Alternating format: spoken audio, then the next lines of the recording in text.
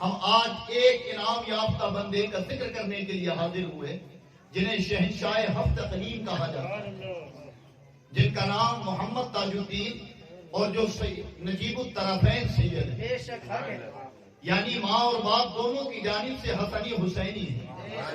آپ کا سلسلہ نسب مولائے کائنات اور پھر اس کے بعد مصطفیٰ جان رحمت تک پہنچتا ہے۔ آپ کو رب کریم نے وہ مقام عطا فرمایا کہ اگر ان کی تعظیم اور ان کی شان پر کلام کیا جائے تو یہ آدھے پون گھنٹے کی مجلس یہ کوئی حیثیت نہیں رکھتی، ایک بڑا وقت ان کے لیے درکار ہونا۔ سرکار تاج الاولیاء اصل معنوں میں عربی نسل تھے۔ سرکار تاج الاولیاء علیہ رحمہ نجیب الطرفین سید ہیں۔ نجیب الطرفین کہتے ہیں دونوں جانب سے جو سید ہو، ماں کی جانب سے بھی اور باپ کی جانب سے بھی۔ آپ کا اصل خاندان تو عرب سے تعلق رکھتا ہے، لیکن ایک زمانے تک آپ کے آباء و اجداد مدراس میں رہے، اور سرکار تاج الاولیاء کے آباء و اجداد میں ہی پھر وہاں سے ہجرت کر کر کامٹی کی سرزمین پر آ کر بسے، اور کامٹی کی سرزمین پر سرکار تاج الاولیاء علیہ رحمہ کی ولادت باثبات۔ حضرات گرامی، جب آپ 1 یا 1.5 برس کے ہوئے تو آپ کے والد کا انتقال ہو گیا، اور 5 یا 6 برس کی عمر آپ کی ہوئی تو آپ کی والدہ کا بھی انتقال ہو گیا۔ آپ اپنے نانا، اپنے ماموں اور اپنی نانی کی کفالت اور ذمہ داری میں رہے۔ 5 یا 6 برس کی عمر میں ہی اللہ رب العزت نے سرکار تاج الاولیاء کو وہ شان اور مقام عطا کر دیا تھا کہ آپ کے نانا نے آپ کا ایک مکتب میں داخلہ کروایا۔ یہ مکتب کامٹی کی سرزمین پر تھا، اور وہ مکتب کے بارے میں راوی کہتے ہیں کہ وہ کوئی عالی شان مکتب نہیں تھا، بلکہ درخت کے نیچے ایک مولوی صاحب چٹائیاں بچھا کر اور طلبہ کو جمع کر کر وہاں قرآن کی تعلیم دیا کرتے۔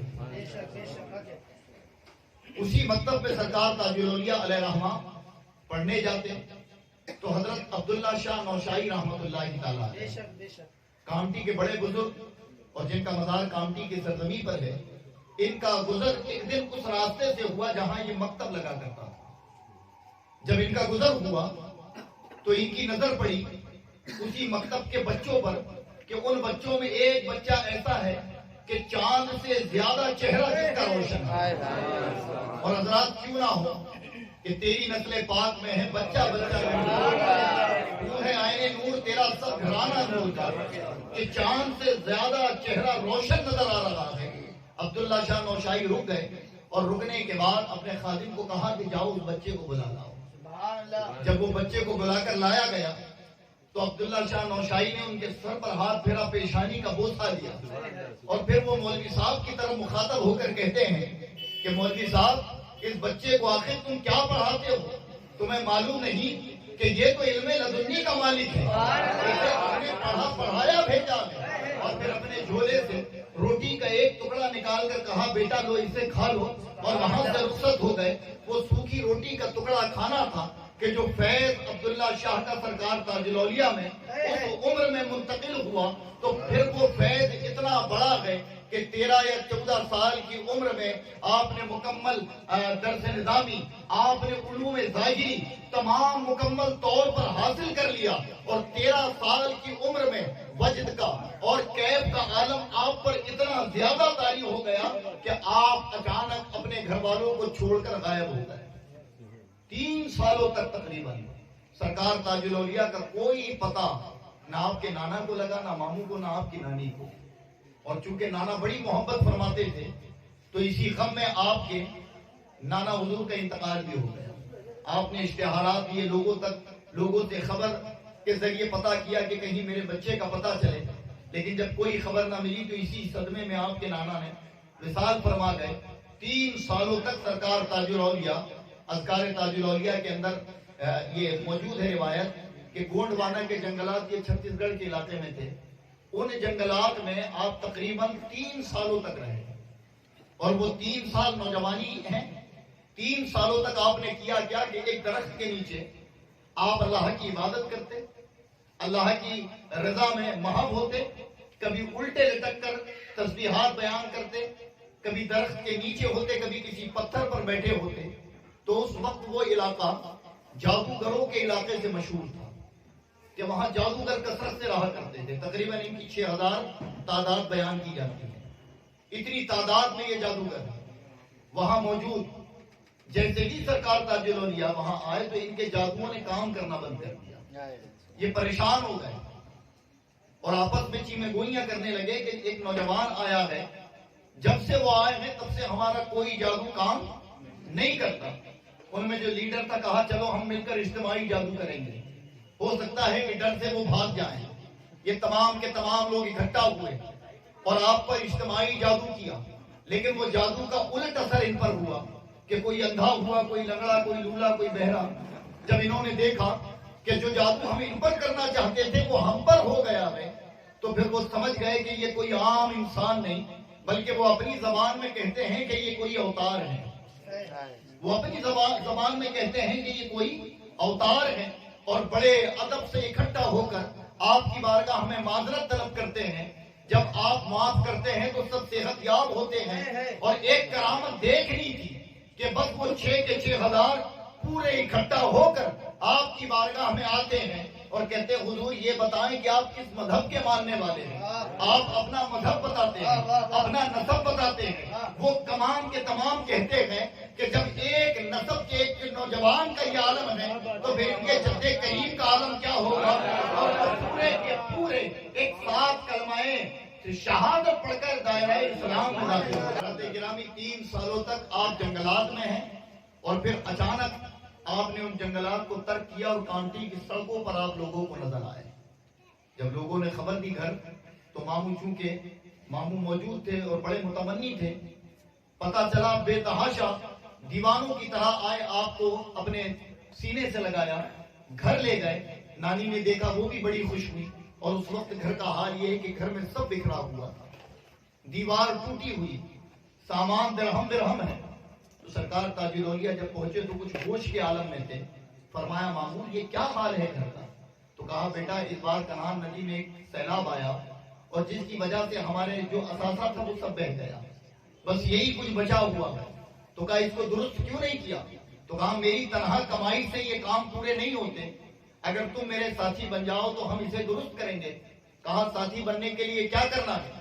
کہا میں فوجی ہوں, تم بھی فوج کو جوائن کر لو. پھر ماموں کے کہنے پر سرکار تاج الاولیاء نے کامٹی میں ایک مدراسی رجمنٹ, اس میں آپ کا داخلہ ہوا.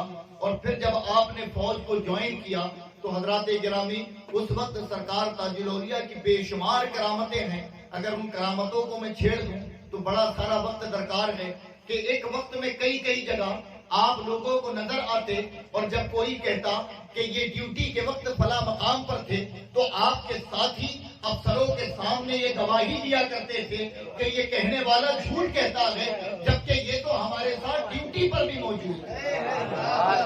حضرات نعت پاک کی محفل کا اتنا شوق ذکر مصطفیٰ کا کہ کانوں میں کہیں آواز پڑتی اور آپ بے تحاشا اس طرف چلا جائے گا اور پوری رات ذکر مصطفیٰ سنتے.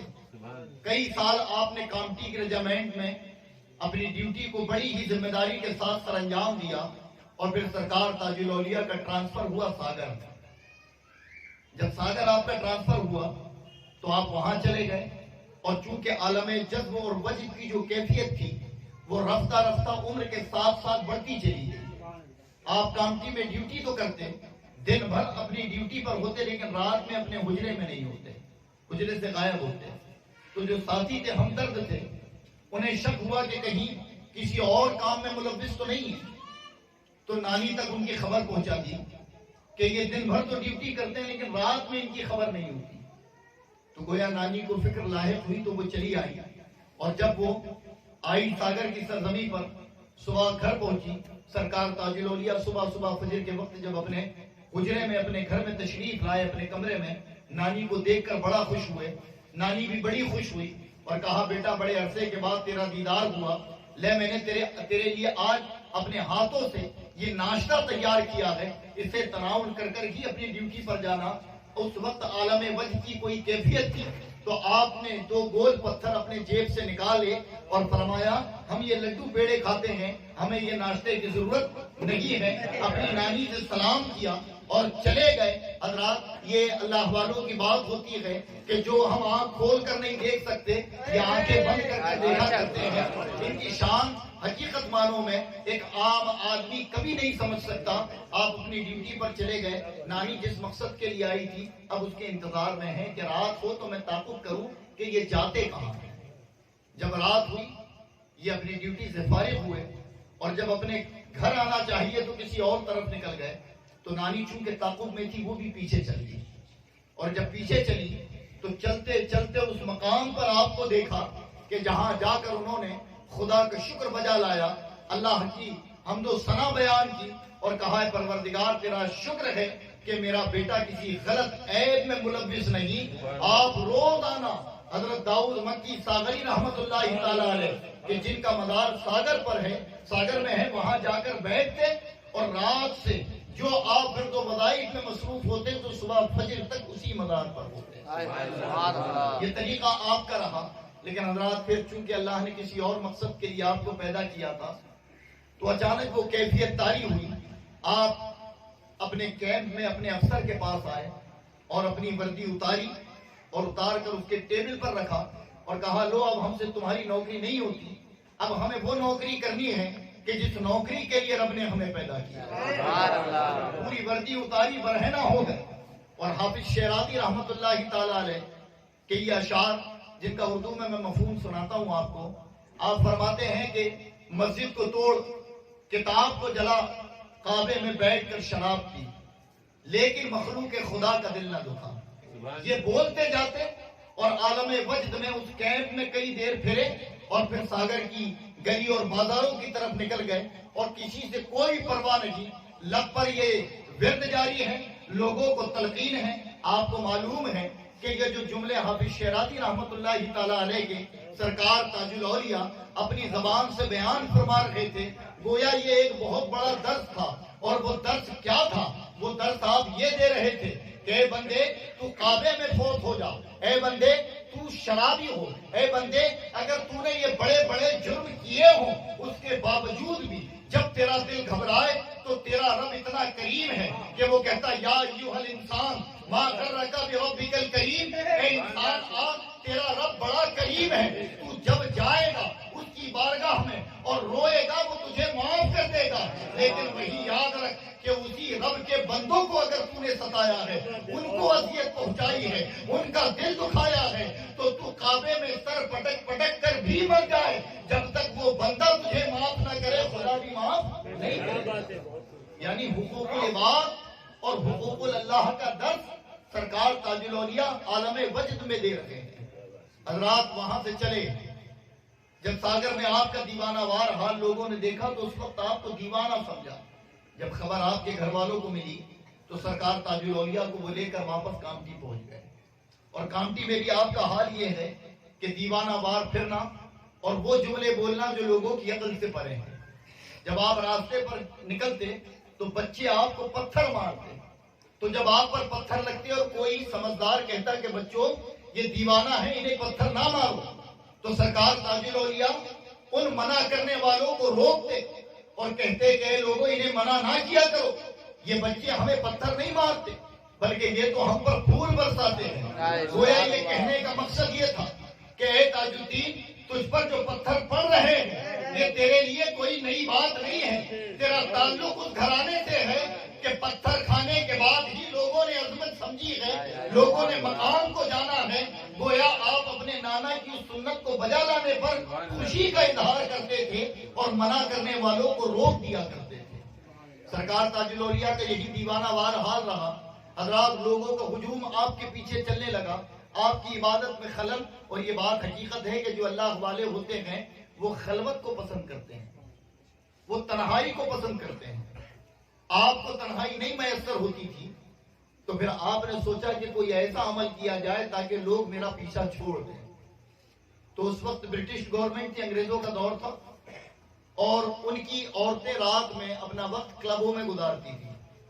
معذرت چاہوں گا جیسے ہمارے یہاں بھی ہوتے تھے جب WCL بہت عروج پر تھی تو وہ گزر گیا وقت. اب تو اللہ نے لوگوں کو عقل دے دی, ہدایت دے دی, ورنہ ہم نے بھی بزرگوں کا حال دیکھا ہوا ہے کہ دن بھر اپنا کام کی اور رات جو ہے وہ اپنی کلبوں میں بیٹھ کر اپنا وقت گزارتے اور پھر شام کو جب تھک آئے تو پھر آ کر بستروں پر سو جاتے. تو یہ کلچر انگریزوں کا دیا ہوا تھا، اصل میں انگریزوں کا طریقہ تھا. تو یہ انگریزوں کا طریقہ تھا. تو رات میں ان کی عورتیں کلبوں میں جاتی ہیں. سرکار تاج الاولیاء نے سوچا کہ کوئی ایسی ترکیب لگائی جائے کہ جس سے مجھے تنہائی مل جائے. آپ برہنہ ہو کر اس کلب کے پاس پہنچ گئے. جب دیکھا گیا کہ برہنہ ایک آدمی آیا تو انہوں نے افسران کو فون لگائی اور افسران آئے، انتظامیہ آئی اور آنے کے بعد آپ کو پکڑا. جب آپ کا چیک اپ کر اور آپ کا حلیہ دیکھا تو کہا یہ دیوانہ ہے اور آپ کو مانکاپور کے پاگل خانے میں ایڈمٹ کر دیا گیا. ناگپور میں آپ کے قدم پڑنے تھے کہ وہ پاگل خانہ شفا خانے میں تبدیل ہو. یعنی وہ پاگل جو کئی دنوں سے موجود تھے اب وہ صحت یاب ہو کر اپنے گھر جاتے ہیں.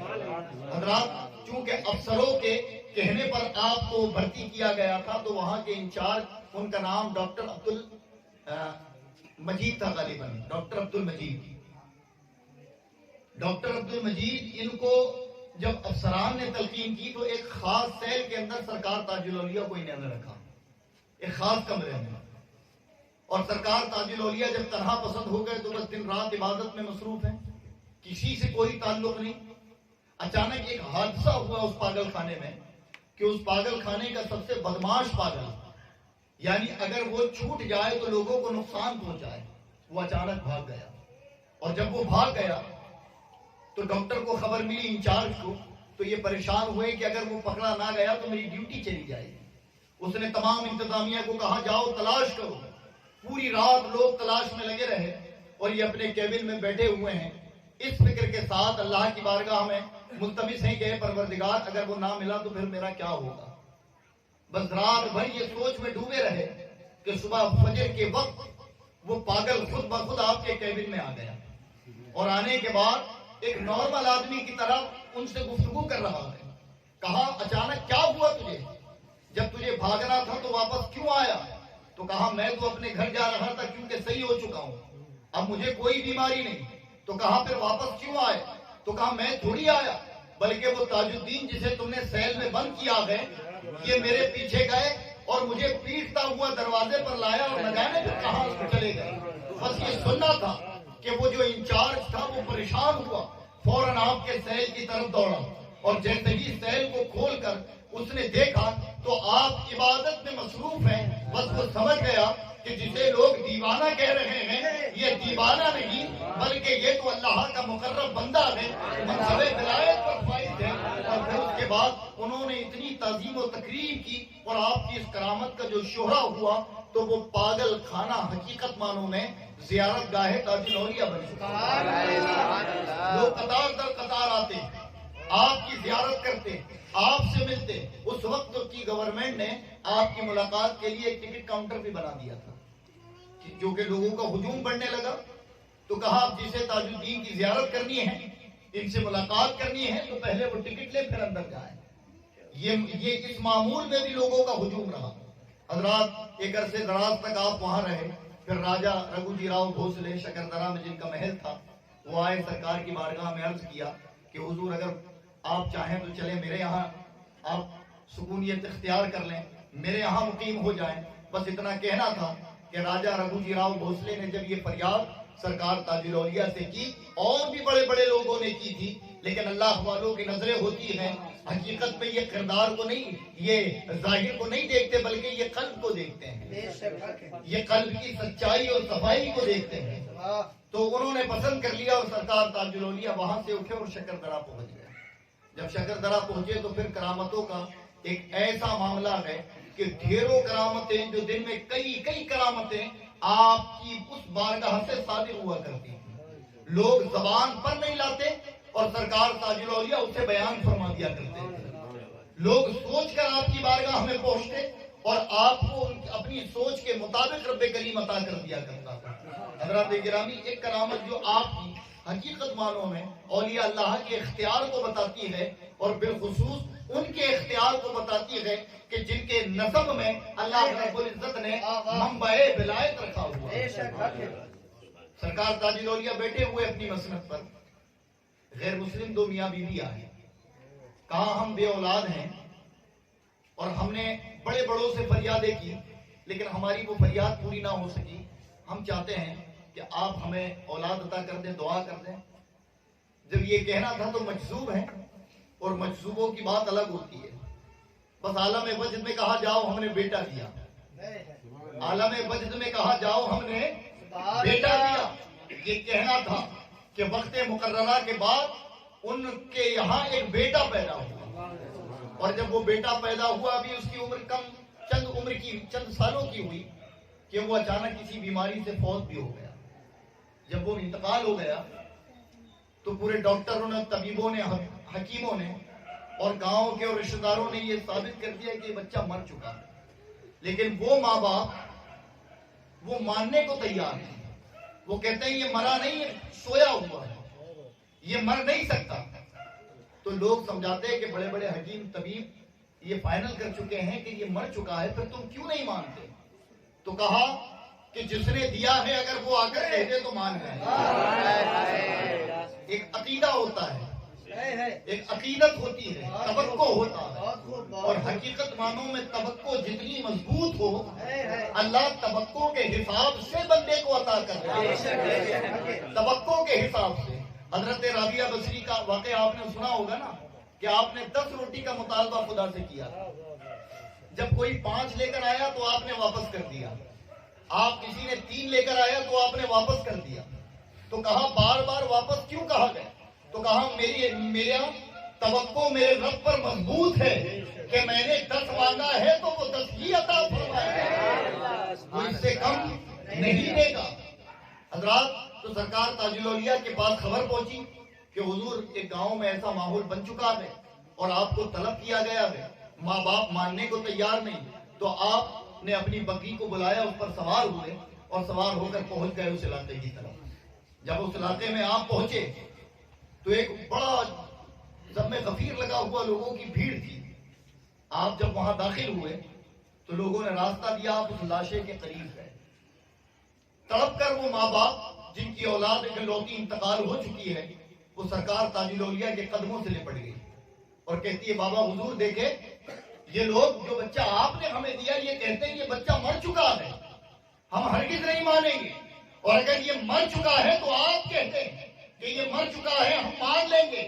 سرکار تاج الاولیاء نے مسکرایا اور گال پر تھپڑے دی اور کہا بیٹا دیکھ کون تاج الدین آیا ہے, کیا ملاقات نہیں کرے گا؟ اتنا کہنا تھا کہ وہ بچہ مسکراتا ہوا بیدار ہوا اور سرکار تاج الاولیاء نے اسے اپنے سینے سے لگایا.